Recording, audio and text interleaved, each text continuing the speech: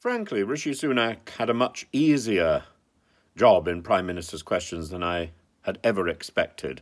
Keir Starmer went easy on him, with one notable exception, and that was a sort of a snide comment, a little sneaky comment. That he understood that Rishi Sunak probably wouldn't want to talk about tax avoidance and family connections. And this was then followed up by Stephen Flynn's suggestion that people might avoid tax by applying for non-dom tax status. I think all this adds up to the probability that by next week Keir Starmer will be demanding that the Prime Minister publishes his own tax return, and that will make very interesting reading should it ever happen. I think the chances of the Prime Minister publishing his own tax return are pretty slight. But that may well now become the next call, and Rishi Sunak has, he's created a burden for his own back by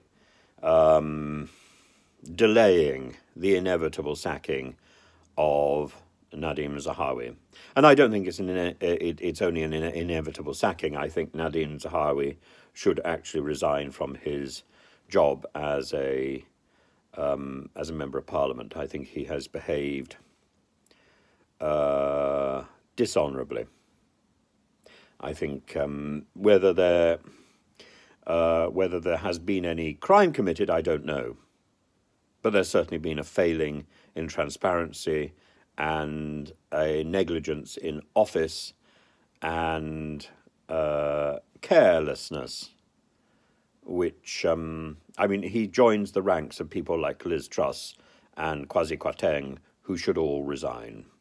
They should resign because their lack of care is not what we expect when we elect somebody to take responsibility, to act in our interests in Westminster. We expect those people who are elected to Westminster to care about what they are doing, to care about us, to care about their own personal matters as well. We expect them to be caring, thoughtful individuals. When they are proven not to be, then they have no right to continue to exercise office. At that point, they should stand down. That is the honourable thing to do. Anything else is dishonourable and unacceptable. The people in Parliament are known as honourable members for precisely that reason, because they have the honour to serve and because they represent us in the best possible way. When they are scurrilous, or when they are careless, or when they are negligent, when they are thoughtless, then they need to step down. When their thoughts are so overwhelmed by the burdens of anxiety because of what they may or may not have done, then they need to step down. They need to step down if they cannot keep their mind on the job because they've got other interests. They need to step down if the only time they go before a camera and take questions, all the questions are about their personal life, or their personal affairs, or their personal finances. That's why when a Minister of the Crown, when an ordinary MP jeopardises her or his life by having some scurrilous fumble in a stationery cupboard looking for an HB pencil with a rubber on it, that is why they then cannot continue in their job, because the only questions that they're ever going to be asked are not about the issues of state, are not about issues of law. They're about their own personal squalid life. That is why, even if they go into the jungle to pretend that I'm a celebrity, they will only hang on by the fingernails to any form of public life, because they have squandered that in the stationery cupboard. Ooh, Gina. No. If you want that, go and get it in another form of life. Do not become an elected representative if all you're going to do in an elected position is get into a dodgy position with somebody else in a stationery cupboard.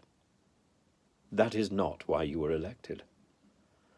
And the same thing is true about your personal finances. If you can't get those right, and they're difficult, I understand. But if you can't get those right, and if you can't come clean about it, then that's the distraction. And there's no point in being in office if we are distracted by your personal life. The same thing is true, frankly, of Boris, of Liz Truss, of Kwasi Kwarteng, and frankly of Dominic Raab. I cannot look at Dominic Raab without thinking of him sunning himself on the beach in Crete. If I were faced with a position where I had to ask him questions, I would be asking him questions about Afghanistan, not about what he's doing now. Because actually that's all that's interesting. What he's doing now is dull and distracting and not at the forefront of my mind. And as for Suella Braverman, doesn't matter what she tries to do. All I can think about is her dream of sending people to Rwanda, is her viciousness, is her use of the word invasion without apology, without thought, her careless use of language. That is all I can think of. These people, a long line of these people, are careless. Nadine Dorries joins that line. When you think of Nadine Dorries, can you think of anything she achieved?